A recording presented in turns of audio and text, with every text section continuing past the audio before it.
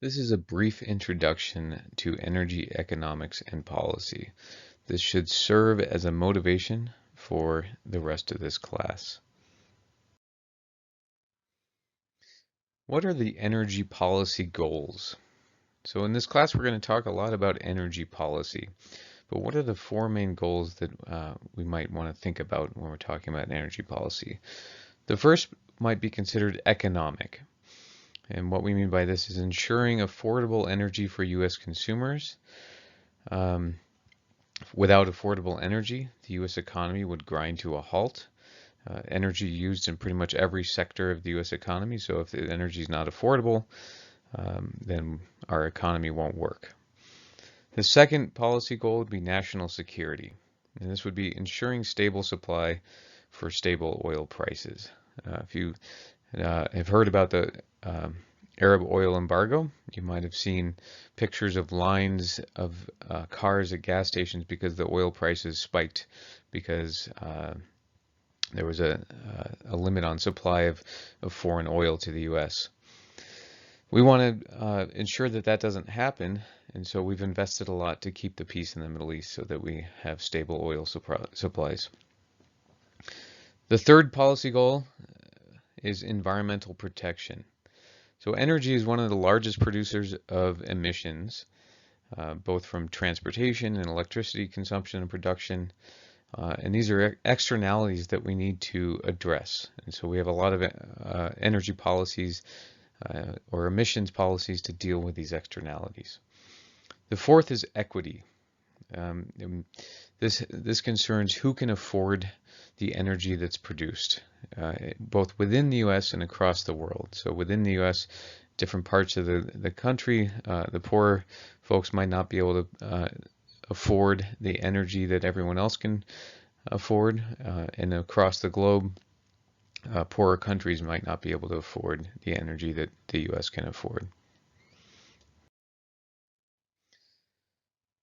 Energy policy is not simple. There's some common troubles with energy policies. For example, sometimes policy goals are conflicting.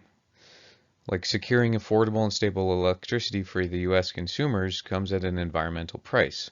So if we want to secure affordable and stable electricity, we might have to do that with coal and natural gas. But coal and natural gas produce emissions.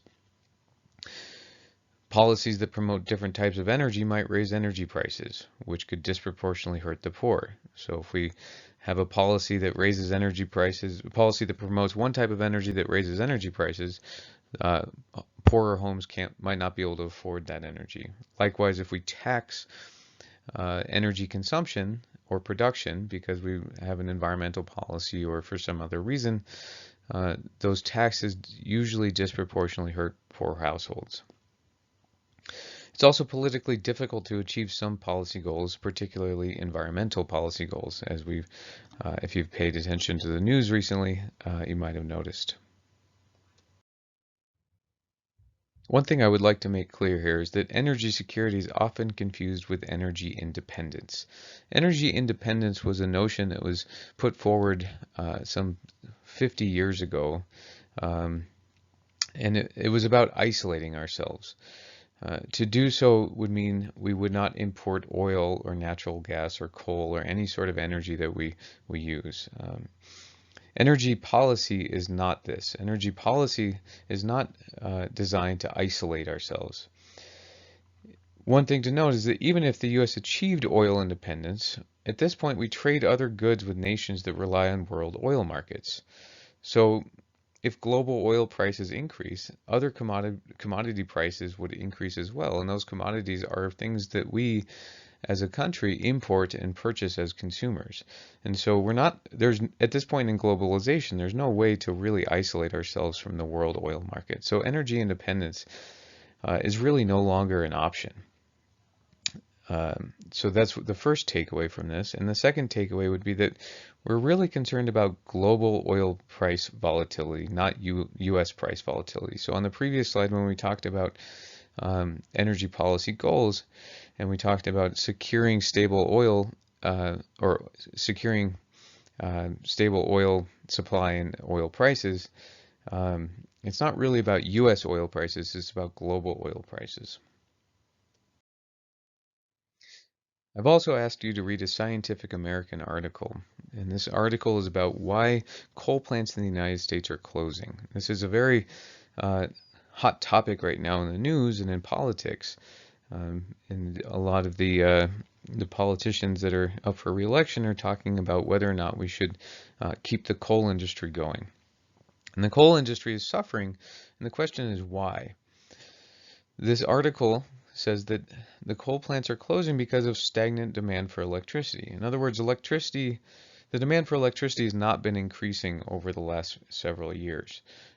If it had, then there would be a need for the coal plants to remain open. The other driving factors are low natural gas prices due to fracking. This figure on the right shows you natural gas prices in the US, the UK, and Japan since 2007, and the advent of fracking, which occurred in around the middle of 2006 to 2010. You can see a decline in natural gas prices, and they've stayed relatively low since then. And that's one of the primary drivers of coal plants closing, is that natural gas has just become cheaper. You'll notice that Japan and the UK prices are not the same as the US prices, and that's because natural gas is not a global commodity. It's difficult to ship natural gas around because you have to liquefy it. The other factor is increasing competition from renewables. So over the last decade or several decades, the price of producing electricity with solar and renewables has come down substantially, and so renewable electricity production is becoming much more competitive, putting coal out of business. One thing to note is that coal plants are not closing because of CO2 regulation, of climate change regulation. And the reason that this is true is because we don't have national climate regulation. So it can't be the case that national climate regulation is causing coal plants to close.